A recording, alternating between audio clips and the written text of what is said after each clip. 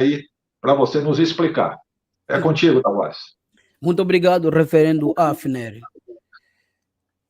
De facto, a reforma não aconteceria em Angola, ou seja, o Tavares Armando não lutaria contra este grande gigante, sendo eu uma formiga, lutar com um grande gigante que é a Igreja Universal do Reino de Deus. Conforme já tenho dito, quase em todas as lives que participo, que em todo o mundo, ou seja, nos países da África, era quase impossível um indivíduo falar mal da Igreja Universal ou então denunciar a instituição. Não digo falar mal, mas denunciar com bases, com fundamentos sólidos a Igreja Universal do Reino de Deus. Por quê? Porque cá na África eles tinham o poder econômico e também, digamos que o poder, as influências políticas, não digo poder político, mas as influências políticas. E se você abrisse a boca para tentar denunciar ou falar aquilo que você viveu na instituição, automaticamente poderiam te intimidar. Ligariam para si e automaticamente intimidariam. E você perderias o ânimo de querer continuar com as denúncias. Mas comigo, felizmente, tentaram várias vezes, né, me intimidar, mas eu digo que eu não filo por mim mesmo, eu não comecei a denunciar porque quis denunciar, eu comecei a denunciar porque entendi que era a vontade de Deus, era a hora de Deus. Porque, na verdade, quando os bons se calam, o mal prospera. Porque cada um de nós é uma peça fundamental para o desenvolvimento do mundo e também do nosso país. Cada um de nós.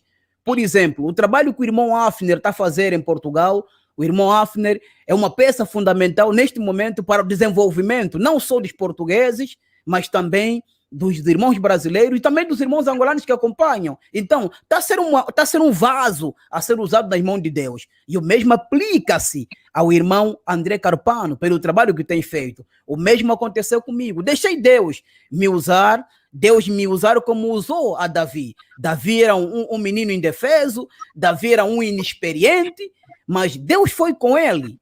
Davi venceu Golias não pela experiência, não porque tinha força, é porque Deus o capacitou a vencer Golias. É o mesmo que o Tavares Armando fez em Angola. O reverendo Hafner, na sua fala, disse muito bem que o Tavares Armando foi o precursor da reforma em Angola.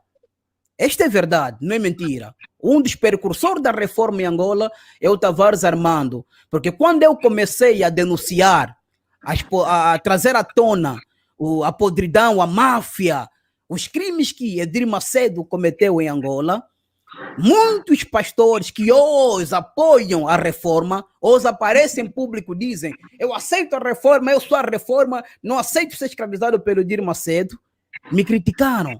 São eles que usavam palavras pejorativas, a dizer que eu era endemoniado, eu era o caído, eu era o perturbado. E tem um outro termo que eles usam, que quase todo iurdiota, não digo iurdiano, mas o iurdiota, que todos os iurdiotas usam, que é: você é um derrotado. Você está a denunciar porque tu és um derrotado. A tua vida não avançou, você não cresceu na vida, então você está denunciando. Dizer a esses irmãos que eu lamento muito, porque eu não sou derrotado. Felizmente, não me falta comida na mesa.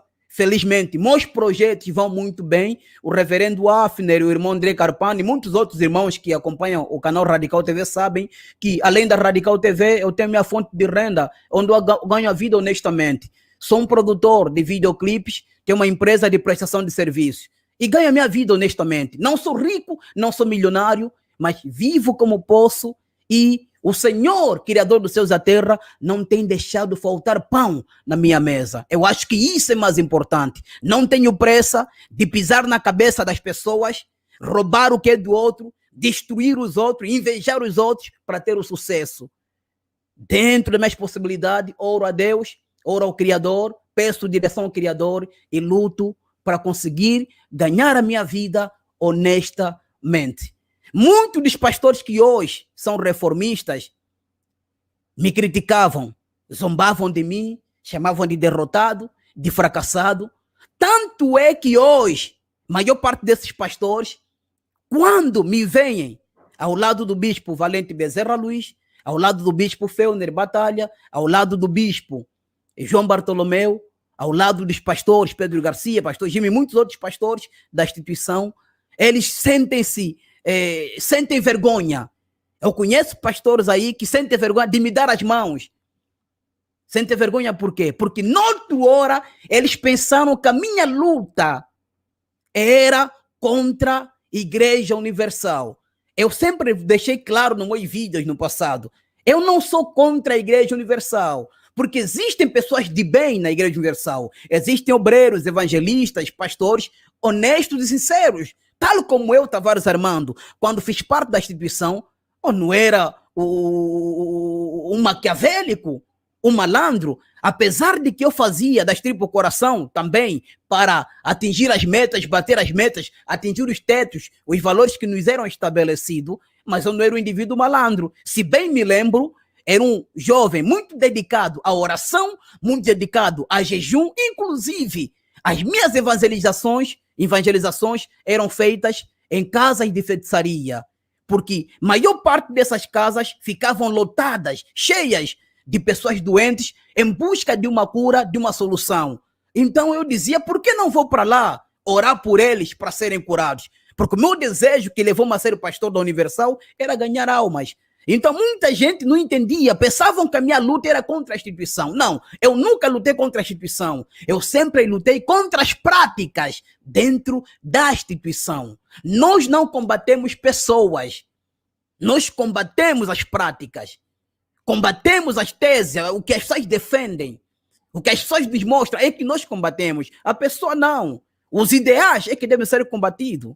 Então, hoje em dia, os pastores que dizem que querem a reforma, estão a reformar a igreja, muitos desses pastores sentem até vergonha de dar a mão ao Tavares Armando, cumprimentar, porque outra hora me ignoravam, me desprezavam. E, infelizmente, os bispos Valente, bispo Feuner Batalha, bispo João Bartolomeu e alguns pastores, felizmente, quando eu comecei a denunciar, são pessoas que nunca me ligaram para menosprezar ou até comentar com alguém assim próximo a mim para menosprezar o meu trabalho. Muito pelo contrário, sempre deram suporte, porque existe um escalão. Eu cheguei a ser pastor na instituição, não cheguei a ser bispo.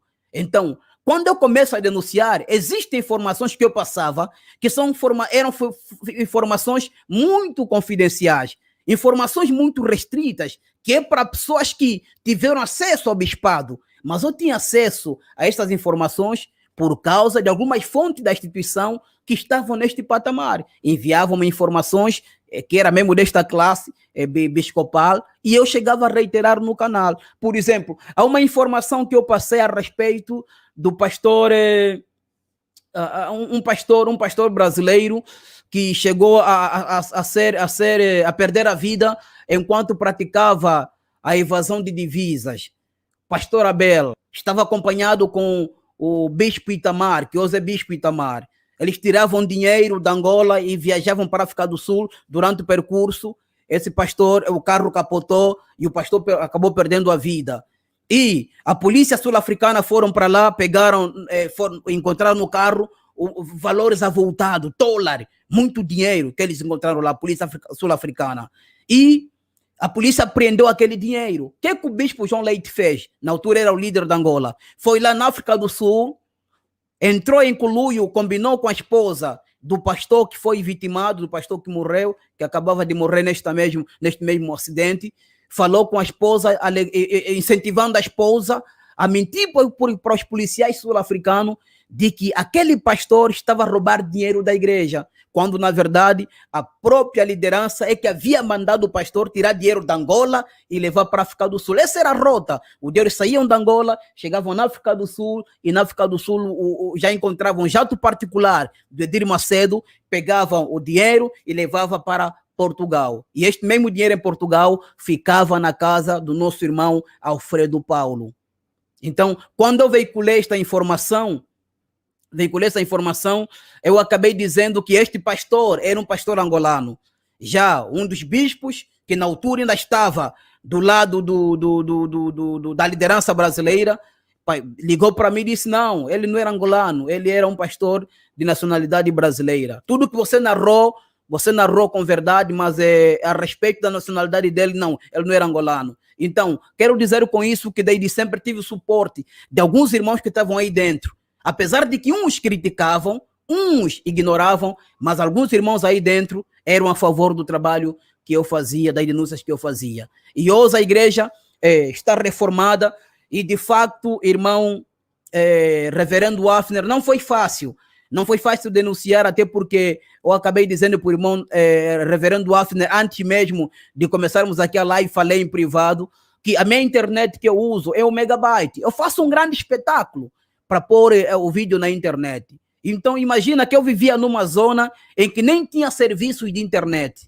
Eu comecei com o canal e eu tinha essa meta, gravar vídeos regularmente para poder, então, combater contra os crimes do bispo Edir Macedo. A princípio, as pessoas me criticavam, as pessoas me humilhavam, mas depois as pessoas começaram a absolver, começaram a prestar atenção, porque viram que eu trazia informações que eram verídicas e que elas investigavam e depois chegavam à conclusão de que o que esse irmão está a falar é mesmo verdade. Não está a inventar para ter visualizações, não está a inventar para ter likes, porque é isso que as pessoas usam. São pretextos que elas usam. Não, ele só quer likes, ele só quer visualizações. Não, quando nós fizemos uma denúncia, não é só likes e visualizações que nós queremos. Acima de tudo, nosso objetivo principal é abrir os olhos das pessoas e combater o mal, combater a irregularidade. Então, a reforma em Angola hoje aconteceu graças ao Criador dos céus da terra, porque nós batemos muito forte, as autoridades começaram a investigar a igreja seriamente e a igreja corria risco de ser fechada. Abriu-se um processo, a igreja corria risco de ser fechada.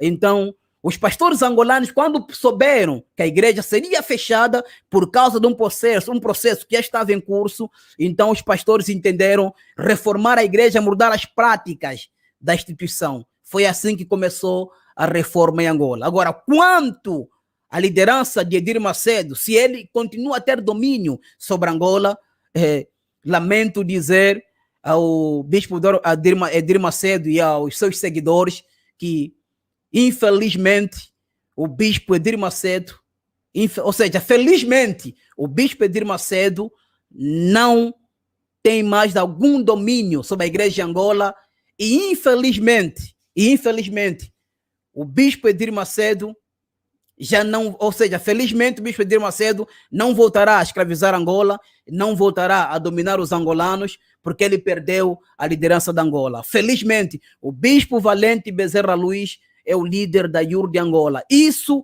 é incontornável, isso é irreversível. Não pode se contornar, não pode se mudar. O INAR, que é a entidade reguladora das igrejas de Angola, reconhece o bispo Valente Bezerra Luiz como legítimo gestor da igreja em Angola. E também a comissão de reforma já foi publicada, foi lançada no Diário da República como legítimo gestor da Igreja Universal do Reino de Deus em Angola. Felizmente, Edir Macedo já não tem mais domínio de nenhuma igreja em Angola. Neste momento, o bispo Honorilton Gonçalves ainda não foi responsabilizado criminalmente, mas todos nós esperamos que o bispo Honorilton Gonçalves seja responsabilizado criminalmente, porque na verdade ele não pode sair daqui de massinho numa boa, como se nada tivesse acontecido, até porque o próprio Itamaraty do Brasil trocou os telegramas com a embaixada de Angola e chegaram à conclusão que houve crimes gravíssimos ao ponto dos telegramas serem considerados ou entrarem sobre segredo do Estado. Quando um telegrama trocado entre a embaixada do Brasil com Angola entram em segredo do Estado, é porque de facto o Estado angolano encontrou muitos crimes. Porque se não houvesse crime nas investigações que se fizeram, o próprio Edir Macedo ia mandar que se publicassem os telegramas. A Igreja Universal é uma igreja que gosta de desafios, não deixa nada barato.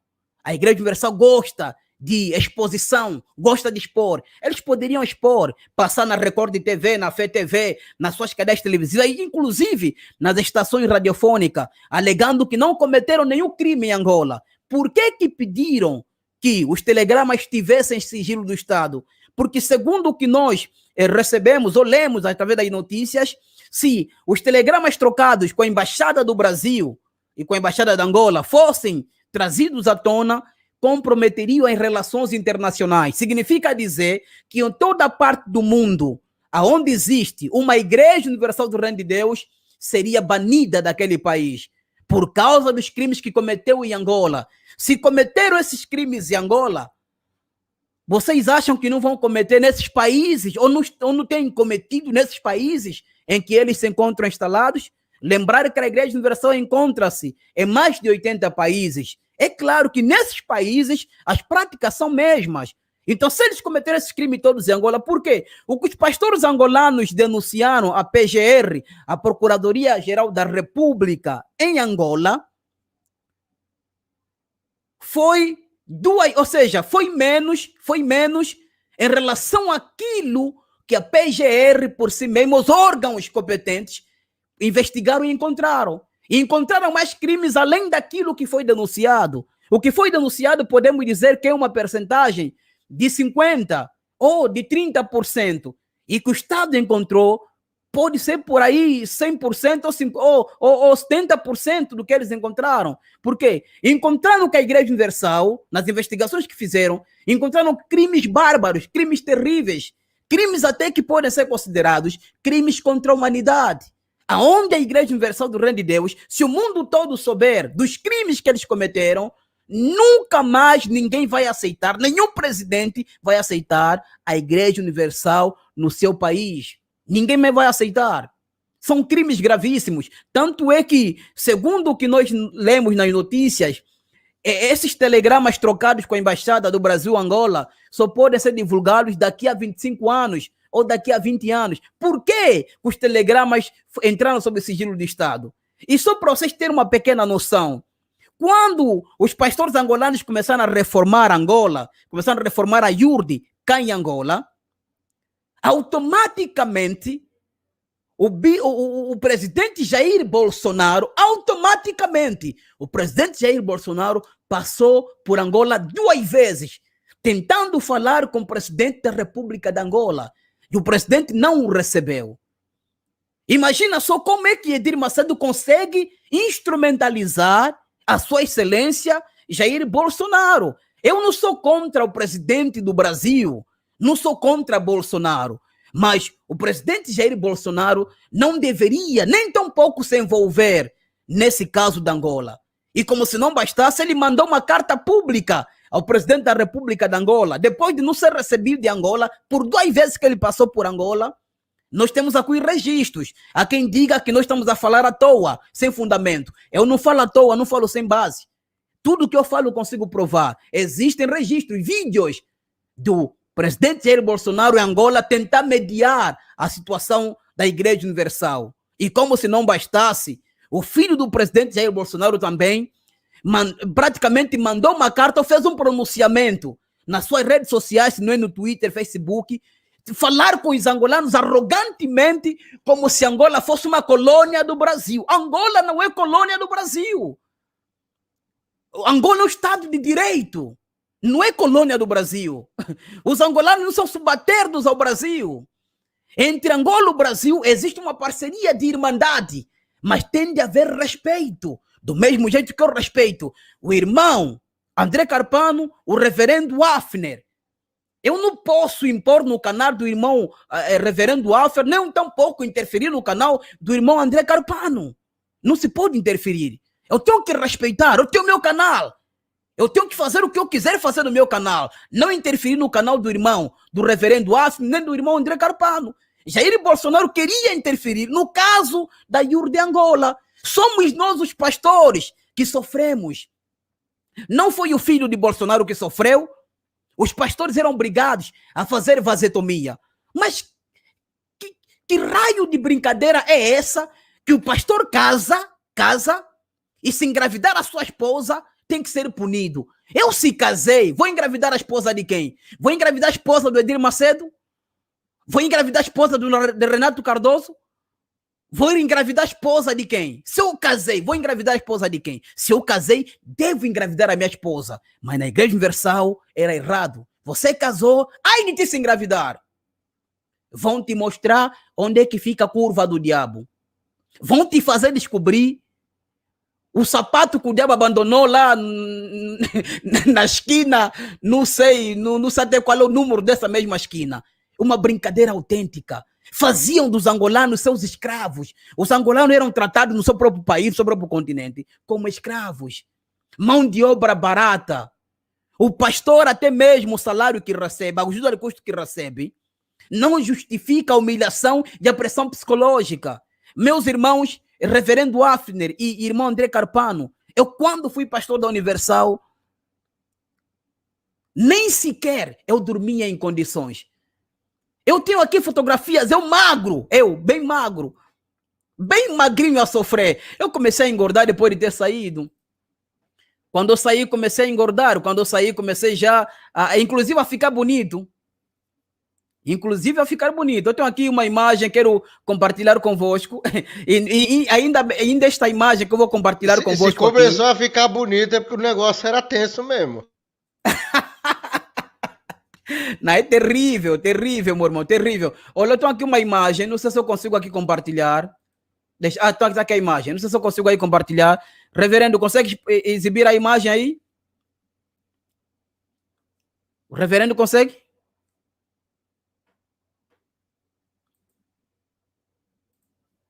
Exato. E o reverendo conseguiu exibir. Está aqui. Esta fotografia que vocês veem aí, este indivíduo aí, é o Tavares Armando, com envelope na mão. Veja aí, na porta da igreja, receber pessoas com envelope na mão. Está aí a prova de que eu fui pastor da Universal. Muita gente diz, não, mas ele nunca foi pastor, só inventa. No princípio, esse era o argumento que usavam. Está aí, Tavares Armando,